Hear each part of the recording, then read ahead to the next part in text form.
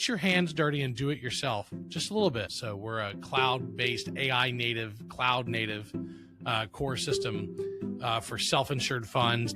Have been in insurance most of my adult life. Started this company when I was 21 in my dorm room. I wanted to be super efficient and effective. When I sold SmartBid, I wrote the book Be Your Own VC, just to kind of lay the playbook out for the practical guideline to bootstrapping, because it is really hard. Hello and welcome to a new episode of the Insurance Distribution Podcast. I'm here today with James Benham. James, how are you? Nice to meet you. Having a great day. Thanks for having me on, Martin. This is amazing. I know you wear a lot of hats when it comes to insurance and when it comes to insurance distribution. Could you briefly introduce yourself and tell us which are the most relevant hats that you're wearing right now? Well, most important hat I wear is as a father to two amazing daughters. But I have a freshman at NYU that's studying theater and a sophomore in high school who wants to run a summer camp one day, which I fully support. And so that's my best hat. But other than that, insurance. Neither of them. Well, that's because, to a 19-year-old and a 16-year-old, insurance is not the most exciting path for them mentally, but one day they'll come to it like I did. Yeah. That the reality is today I'm CEO of JBK, which is, about 270 or so teammates around the world. And I'm also CEO of Terra, which is a work comp and commercial PNC claims and underwriting core system. So we're a cloud-based, AI native, cloud native core system for self-insured funds, self-insured groups, TPAs, smaller monoline comp carriers, and we support more than comp, but those are my two roles. JBK is a professional services organization that serves carriers and TPAs, MGAs, brokers, ancillary providers, and insurance. And then Terra is a core system for smaller SIGs, SIFs, smaller TPAs, and for some carriers. And so that's really the two hats I wear in insurance. I have been in insurance most of my adult life. I started this company when I was 21 in my dorm room and been doing it for now 25 years. We're coming up on our 25th anniversary, April 16th, and fell in love with technology. And then just a few short 3 years later, fell in love with insurance. Got my first insurance client in 2004. So it's been 22 years of building core systems for insurance companies. Bootstrapped all the companies I've started. I've sold a couple. Never had investors. I have partners. I have a world's best partner, Sebastian Costa, who's my co-founder, and he and I went to high school together. And then my father was also our partner for a period of years until we sold SmartBid in 2018. We had two products, SmartBid and Smart Insight, that we sold in 2018, and really have been deep down the rabbit hole on insurance and insurance tech for a long time.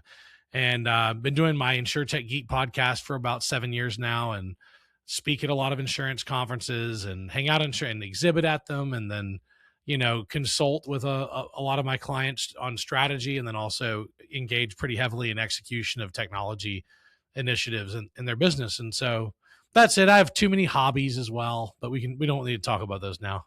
No, that's great.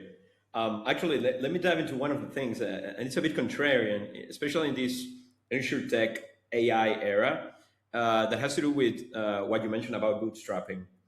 There's an ongoing and growing era of course, VC funding for AI startups. Particularly in InsurTech, we've been seeing a couple of these in the last years. Actually, my company it's VC funded. We have seen unicorn valuations at a deck level. It's a bit crazy. And you mentioned that you have chosen to bootstrap since the early days, since the college dorm room in 21 years old. Walk us through that decision. Is this philosophical? Is practical? What do you see as a benefit behind it? And do you have any criticism behind going the VC route whatsoever? Yeah, sure. Yeah. I wrote a whole book about it. Okay, nice. Yeah. So it's called Be Your Own VC. Okay. So do I have criticisms? Yes. Am I involved in venture capital? Yes, as an LP. So I'm a limited partner at 4 different VC funds. So while I don't want to run a business that's VC funded myself, I do want to participate in the returns of being one. for those that choose to raise capital, because in general, the money always wins. That's just the general rule. Doesn't always win. Like some VC funds obviously don't do well, but I wanted to keep control. I wanted to be able to generate cash. I wanted to be lean and mean. I wanted to be super efficient and effective. And bootstrapping is the way to do that. Like this, I feel like Yoda sometimes, where I'm like, this is the way, or the Mandalorian, because that really is the methodology. Bootstrapping is very similar in principle to lean. It's about improving efficiency and eliminating waste. And it's also about resourcefulness, and resourcefulness by definition is about doing the best you can with what you have. And they say that necessity is the mother of all invention. And when you don't have a lot of capital, you end up being really, really good at figuring things out really quickly. And you also, it's a forcing function to make you go after the optimal route with your clients. What I also like is that I don't answer to a board of directors or investors. I answer to my customers only. And when I sold SmartBid, I wrote the book Be Your Own VC, just to kind of lay the playbook out for the practical guideline to bootstrapping, because it is really hard. It's painful. It's hard. But of course, the nice thing is when you exit, you don't have to share. Yeah, no, that makes sense. And in which cases, given that you're an LP and you, of course, go to the VC route, but as an investor, in which cases would you say it makes sense for a company to go and run this playbook? Well, sometimes you have an opportunity that's so time sensitive that it couldn't possibly wait to the process of a bootstrap, because in bootstrapping you have to do what you have to do so you can do what you want to do, which means you have to deliver services that pay profit now so you can use that profit to build what you want, which means that you're delayed on implementation. The other case is when it's just physically impossible to bootstrap. Yeah, makes sense. And then getting more into the industry that we're talking about, which is insurance, of course. You have this great framing that is legacy doesn't mean lagging. And while the insurance industry is usually getting a lot of heat of being slow to innovate, you see it a little bit different. Make us a little bit of the case for that. Why is insurance actually a good place for innovation and not how technologists have usually been seeing the industry as slow and don't deal with it, they will stay the same. I don't actually think the industry is slow. So just to be clear, I mean, No, I'm saying the other way around. Like you're actually seeing this as differently as the natural way of seeing insurance is from the outside. This is a slow industry. It's yeah, very no, I know. legacy. Yeah, exactly. Like the reality is that I have to run my team, and there's 270 plus of us. We sprint every day just to keep up with our client demands. I mean, it's a very demanding industry. It was an early mover on digitization because it was the only way they could scale the financial services and organizations. And you almost have like innovator's dilemma with insurance and banking under the financial services umbrella, because they were so early to adopt digital systems that now they have this burden of legacy.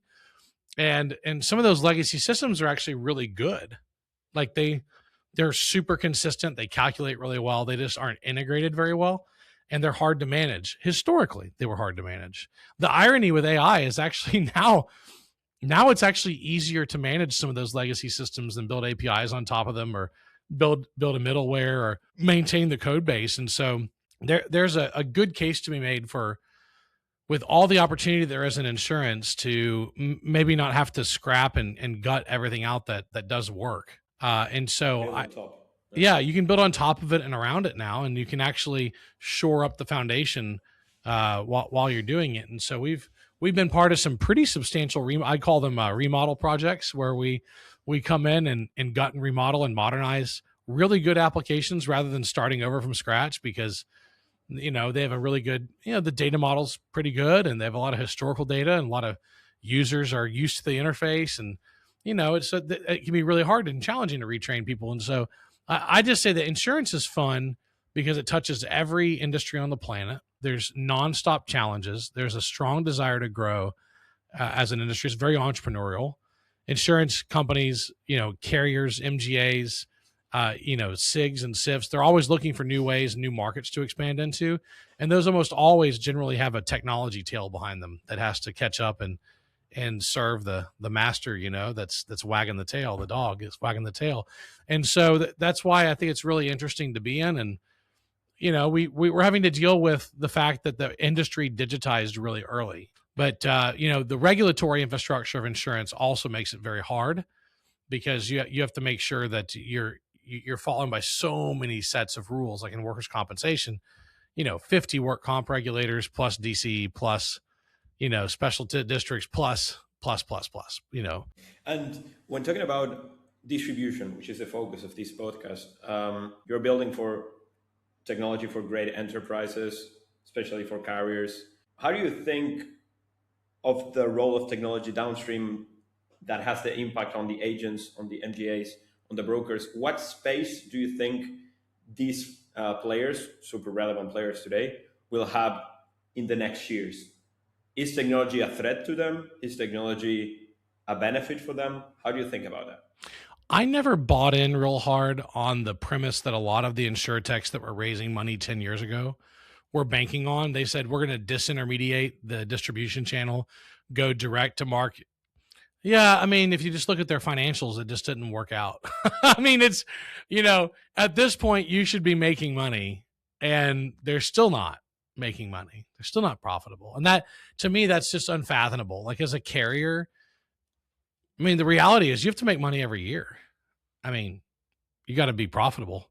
And if you're not profitable on like if you have a combined ratio over 100, then you better make it up on your investment returns, you know?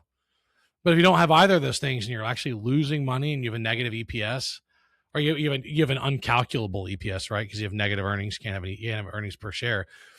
That doesn't make any sense to me. So I think that the big lesson was for distribution that it's really, really hard to get distribution. It can be really expensive to get distribution. A lot of the plays that were trying to disintermediate brokers ended up building broker tech to help brokers with more distribution. And I think that a lot of what we're working on the carrier, MGA, and SIF and SIGs, because remember, self-insured funds and groups, there's a lot of them. They all actually carry risk at some level. They also they have reinsurance, and they have self-insured retention policies, and you know but they have very similar challenges with distribution. One of the best things that we can do is make it really easy for people to get their loss runs in, really easy for people to submit their payroll, really easy to integrate with, like in work comp, to integrate with their payroll software, right? Like, there's a lot of things we can do to aid distribution. And one of the, and I'll just stick with work comp because it's an area I spend probably 60% of my time is spent in work comp.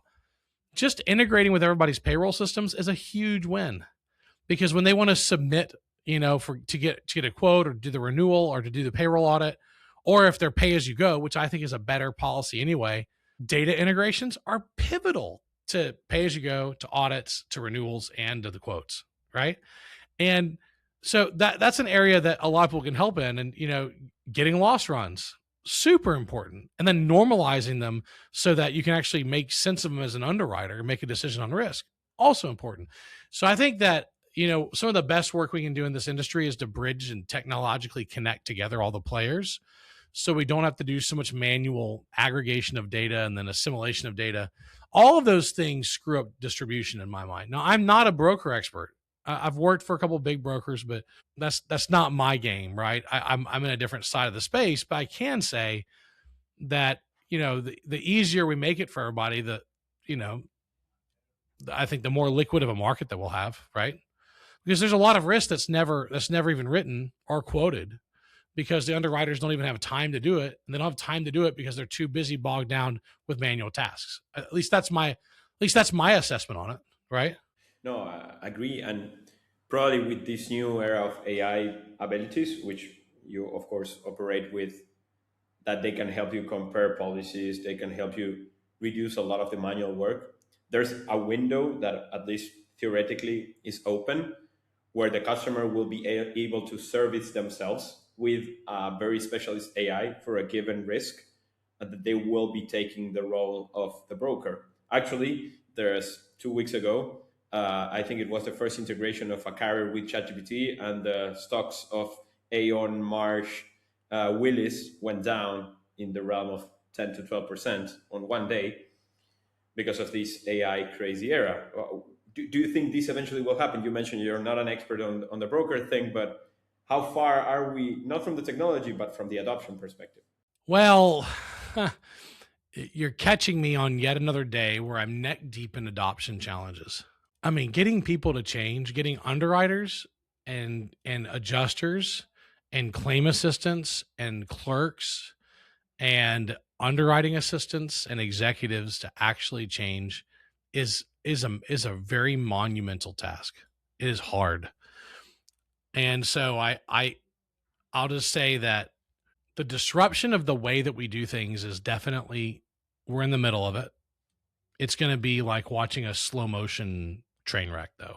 It's not a train wreck, but I mean, my point is that it's just going to kind of function in slow motion, because you're going to say, well, you'll see some announcements like, automated XYZ targets. But the reality is that what actually happens inside insurance companies is that people just get rebadged to other jobs because their friends don't want to let them go.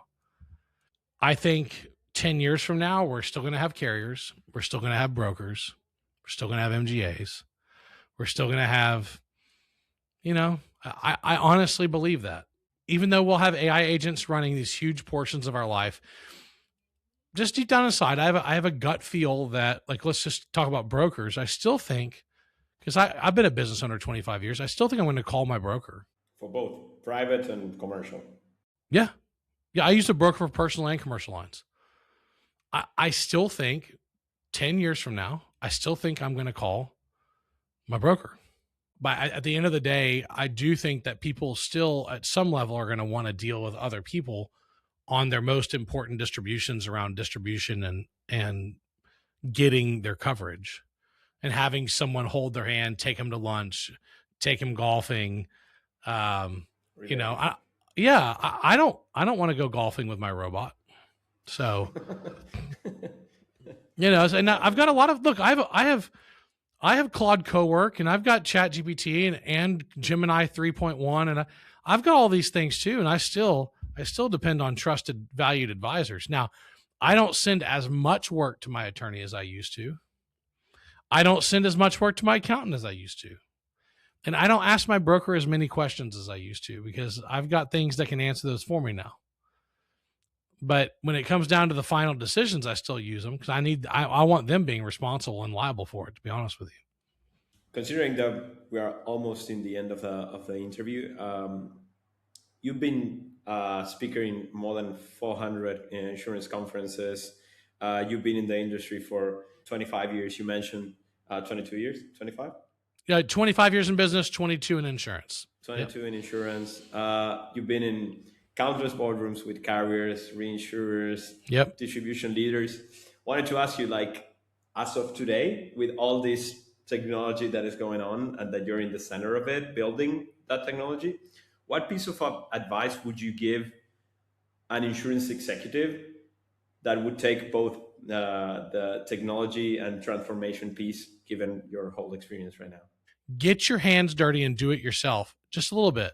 So, like, to really understand how much the current set of technology tools can radically change the way we do business and radically improve our outcomes, you need to use it yourself. I have always suggested this every talk I've given. I think for my first professional speaking engagement was 2005.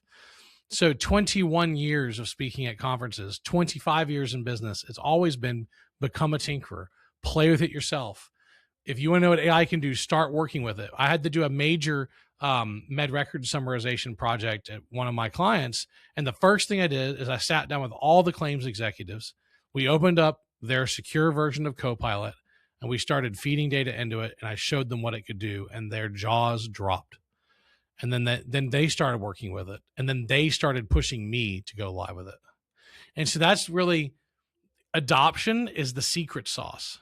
Like, that's it. Like, especially with, it's easier to write code now. So it's all about adoption. How do you sell people on using this technology? Otherwise, the tree falls in the forest and nobody hears it, right? Did it ever even happen? There's the world is riddled with technologies that were never adopted. And so I think that's where the secret sauce is getting people to use your stuff. And that starts early on. And it also starts with you getting your hands dirty and being a tinkerer yourself. So that's my number one piece of advice for anybody, any insurance executive in the industry is spend a little bit of time to get your hands dirty. Yeah, I guess you're probably seeing a lot of people talking about novel technology. Now it's AI. Maybe in the past was Oh, blockchain. Maybe in the past was cloud. let's And go. just speaking about like we need to do a project about AI, but then you don't have the problem or don't know the problem exactly or don't Yeah. know the capabilities of the technology. So what you say is like, yeah, do Yeah. your homework before, and then we can talk from there. Well, they're all solutions in search of a problem. And there's a lot of people that have shiny object syndrome. And so you shouldn't have shiny object syndrome. It's what I get when I go into a Best Buy. I want to buy everything there. But the reality is you've got to pull it back a little bit and say, what do I actually need? Hey, how about this? What problems do I have? Is my phone not doing something I need it to do? Is my iPad not doing something? Then look at the features that are out there. Okay, because that's not always going to lead you in the right direction because you won't think of the things that you don't know about at all, right? Like, what if your phone gets a new feature? What if iPhones get a new feature that you've never heard of and you never watch the keynote and you never go into Best Buy? And this one thing you do all the time manually now can be done automatically, you know? So I'd say, you gotta, I start out every day with a half hour video on that day's updates on AI, 30 minutes a day. I've got a YouTube channel I follow. It gives me a daily update on AI because there is too much going on. And I'm like, oh my gosh, that's available now. Oh my gosh, that's available now. Okay. You know, let's go check it out. Crazy stuff. James, it was a great pleasure. I want to finish with a lightning round of small questions where we'll be getting to know you a little bit more personally and, of course, professionally. Let's dive right with what's a book you'd recommend? I'd say a few of them. Traction changed my life. That was by Gino Wickman, the founder of EOS. That I put my Great company on book. EOS a long time ago, so I'd say Traction's a big one. Anything by Jim Collins, Good to Great and Great by Choice. Those are foundational books for me. I'd say Never Split the Difference by Chris Voss, the Yeah. quintessential book on negotiating that everybody should read. So, and then of course, check mine out, Be Your Own VC. Yeah, absolutely. Can I recommend you one? Maybe you already, Yeah, sure. but it's not business related. It's Open by Andre Agassi. I don't know if you follow tennis, Yeah, but no, it's I read, crazy his life. yeah, I read that one. Crazy life. Yeah. That's good. Okay, the band of your life, music band. Well, I, I'm I was born in 1979. I'm a 90s grunge rock guy at heart that I absolutely love. There's so many because I'm really into music right now. I'll just tell you, I'm obsessed with Jacob Collier. I think he's one of the. Okay. I think he's the Mozart of our. He's from London. I think he's the I think he's the Mozart of our time. Hard Um, to follow, hard to understand. Yeah, yeah. He's brilliant. nice. And last but not least, and I already maybe know the answer. What is an event you're looking forward this year? Well, we're gonna talk about World Cup. Yes. And why you want Argentina to win? Yeah, well, Absolutely. I've got a couple hundred employees in Argentina, so and at one point in time they had the four best strikers in the world. I'm a huge Messi fan. Yeah. But because of that, because of my long-standing business relationship in Argentina, I love Argentina. Yeah. So, love the country, love the soccer team. Obviously, I'm an American first, so I will support the United States. And if they get if they get shown the door, I will happily support Argentina. If the U.S. plays Argentina, I will support the United States because Yeah. Makes I was sense. born and Yeah. raised here. Makes sense. Of course. But I can't wait for it to be in North America. It's going to be absolutely amazing. James, thanks a lot for the time. Thanks a lot for sharing in 30 minutes all your experience about the current state and the future of insurance. And it was a great pleasure talking and learning a Thanks. little bit about you, your All experience. right. Thank you.